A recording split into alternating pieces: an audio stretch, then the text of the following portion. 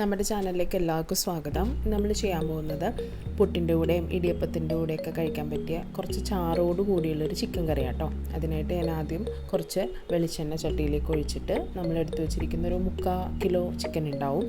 അത് എണ്ണയിലേക്ക് ഇട്ട് കൊടുക്കുകയാണ്. കുറച്ച് ഉപ്പും കൂടെ ചേർത്ത് അത് നന്നായിട്ടൊന്ന് വഴറ്റി കൊടുക്കണം. ചിക്കൻ്റെ ഏകദേശം കളറൊക്കെ ഒന്ന് ചേഞ്ചായി കിട്ടുന്നത്രയും വഴറ്റി കൊടുക്കുക. ഞാനിപ്പോൾ ഇത് ഹൈ ഫ്ലെയിമിലാണ് വെച്ചിരിക്കുന്നത്. പെട്ടെന്ന് തന്നെ കളറൊന്ന് ചേഞ്ചായി കിട്ടാനും പിന്നെ ചിക്കനിൽ നിന്നുള്ള ആ ഒരു ഗ്രേവിയൊക്കെ ഇറങ്ങി വരാൻ വേണ്ടിയിട്ടാണ് ഹൈ ഫ്ലെയിമിലിട്ടിട്ട് ചെയ്യുന്നത്. 1 മിനിറ്റോ 2 മിനിറ്റോ ഒക്കെ ആകുമ്പോഴേക്കും തന്നെ അത്യാവശ്യം കളറൊക്കെ മാറിയിട്ട് നമുക്ക് ഈ ചിക്കനെ വേറൊരു പാത്രത്തിലേക്ക് മാറ്റിയെടുക്കാം.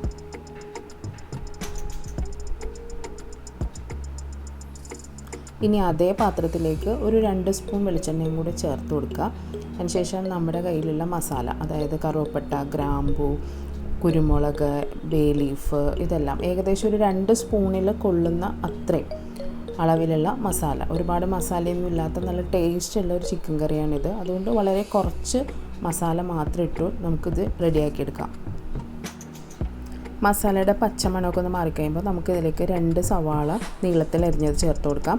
2 സവാള ചേർക്കാൻ പറയുന്നത് നമ്മൾ വളരെ തിന്നായിട്ട് അരിയരുത്, കുറച്ച് കട്ടിയിൽ തന്നെ അരിഞ്ഞിട്ടുള്ള സവാള ആയിരിക്കണം ചേർത്ത് കൊടുക്കാനായിട്ട്.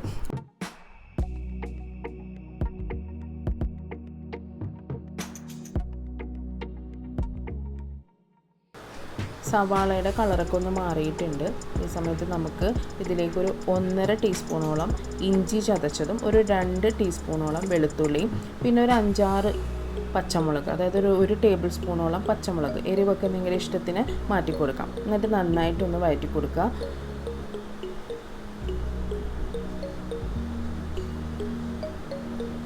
അതിൻ്റെ ഒരു പച്ചമണം മാറുന്നവരെ നന്നായിട്ടൊന്ന് വഴറ്റി കൊടുക്കാം.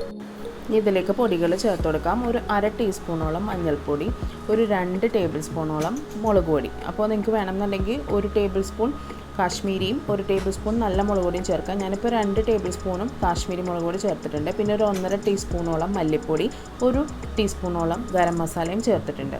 നന്നായിട്ടൊന്ന് വഴറ്റി കൊടുക്കണം. ചെറിയ ഫ്ലെയിമിലിട്ടിട്ട് ഏകദേശം 1 മിനിറ്റോളം നന്നായിട്ട് വഴറ്റി കൊടുത്താൽ മാത്രമാണ് നമ്മുടെ മസാലയുടെ പച്ച മണമൊക്കെ മാറിയിട്ട് നമ്മുടെ സവാളയുടെ എണ്ണയിലേക്ക് അത് ചേരത്തുള്ളൂ.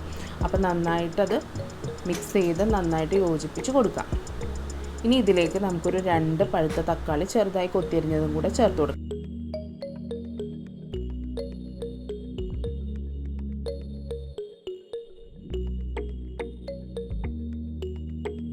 തക്കാളി ഒരുപാടങ്ങ് വെന്ത് ഉടയുന്നവരെയൊന്നും മിക്സ് ചെയ്യണമെന്നില്ല. അതിന് മുന്നേയിട്ട് നമുക്ക് കുറച്ച് ചൂടുവെള്ളം ചേർത്ത് കൊടുക്കാം. എപ്പോഴും കറികൾ നമ്മൾ ഉണ്ടാക്കുന്ന സമയത്ത് മീൻ കറി ആണെങ്കിലും ചിക്കൻ കറി ആണെങ്കിലും ഏത് കറികളാണെങ്കിലും നമ്മൾ എക്സ്ട്രാ വെള്ളം ചേർക്കുന്നുണ്ടെങ്കിൽ അത് എന്തായാലും നല്ല ചൂടുവെള്ളമായിരിക്കണം. എന്നാൽ മാത്രമാണ് കറിക്കൊരു പ്രത്യേക രുചി കിട്ടുള്ളൂ. ഇല്ലെങ്കിൽ ഒരു പച്ച ചുവയ്ക്കാനുള്ള ചാൻസ് വളരെ കൂടുതലാണ്.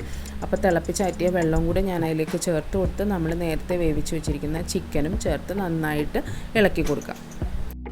നിങ്ങൾക്ക് ചപ്പാത്തിയുടെയൊക്കെ കൂടെ കഴിക്കാൻ പാകത്തിലുള്ള ചിക്കൻ റോസ്റ്റാണ് വേണ്ടതെന്നുണ്ടെങ്കിൽ ഇതിലിനി വെള്ളമൊന്നും ചേർക്കാതെ തന്നെ നിങ്ങൾക്ക് നന്നായിട്ട് വെള്ളം വരുന്നതെല്ലാം വറ്റിച്ചെടുത്ത് ചിക്കൻ റോസ്റ്റാക്കി എടുക്കാം. അഥവാ ചാറോട് കൂടി വേണ്ടതാണെന്നുണ്ടെങ്കിൽ നമ്മളിത് നന്നായിട്ട് അടച്ച് വെച്ച് ഒന്ന് വേവിച്ചെടുക്കാം. അപ്പോൾ ചിക്കനിൽ നിന്ന് കുറച്ച് വെള്ളമൊക്കെ ഇറങ്ങി വന്നു. ഞാനതിലേക്ക് കുറച്ച് മല്ലിയിലയും കുറച്ച് ആവശ്യത്തിന് ഉപ്പും കൂടെ ചേർത്ത് ഒന്ന് മിക്സ് ചെയ്തിട്ട് ഒന്നും കൂടെ ലിഡ് അടച്ചിട്ട് തുറക്കുന്ന സമയത്ത് നമ്മുടെ ചിക്കൻ കറി കറക്റ്റ് പാകത്തിനായിട്ടുണ്ടാവും. അപ്പോൾ നിങ്ങൾക്ക് ഈ പുട്ടിൻ്റെ കൂടെയും ചോറിൻ്റെ കൂടെ ആണെങ്കിലും അപ്പത്തിൻ്റെ കൂടെയൊക്കെ ആണെങ്കിൽ നന്നായിട്ട് ഒഴിച്ച് കൂട്ടാൻ പറ്റുന്ന ഒരു ചിക്കൻ കറിയാണ് ഞാൻ റെഡിയാക്കിയത്. അപ്പോൾ എല്ലാവരും ട്രൈ ചെയ്ത് നോക്കുക. അത് മാത്രമല്ല നമ്മുടെ ചാനൽ ആദ്യമായിട്ട് കാണുന്നവരാണെങ്കിൽ സബ്സ്ക്രൈബ് ചെയ്യാനും ലൈക്ക് ചെയ്യാനും ഷെയർ ചെയ്യാനൊന്നും മറക്കരുത്.